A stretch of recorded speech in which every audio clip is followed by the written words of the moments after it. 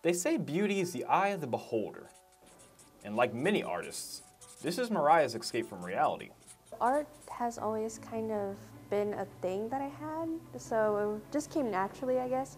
It was always a hobby, and now it's kind of more than a hobby. For Midland Legacy senior Mariah Iacovone, that escape that she's been hiding in since she was 5 years old won her a state competition. The 12th grader represented Midland Crime Stoppers and beat about 150 other artists around Texas to win the 2024 Texas Crime Stoppers Art Contest. I was honestly shocked about it being statewide because I wasn't expecting anything further from there. And she did all that while seeing less than the average person, let alone another artist. The poster actually was my first ever time using color because it's kind of hard for me to distinguish colors because I'm a little bit colorblind as well. It's kind of hard, especially when distinguishing colors.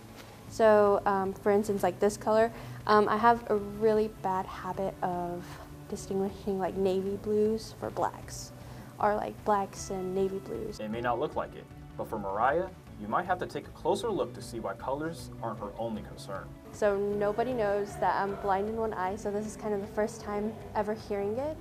And so it came like a shock to them because they would never tell. And I'm blessed that you can't tell that, you know, I'm blind. Mariah's blindness began when she was around 5 years old, and according to doctors, it will continue to progress even further. There's really nothing we can do. And despite this seemingly major setback, Mariah has managed to find a light, all with the stroke of a charcoal pencil. I actually was dismissed from kindergarten because they thought it was pink eye. And so I wasn't able to complete kindergarten at all. And I think that's where the drawing stimulated from. So I was more at home, so I was more able to draw and do other things and kind of be in my own world and my own imagination at that point. And like any great artist, Mariah uses what some might see as a negative as inspiration. And so I drew all my art based off of blindness.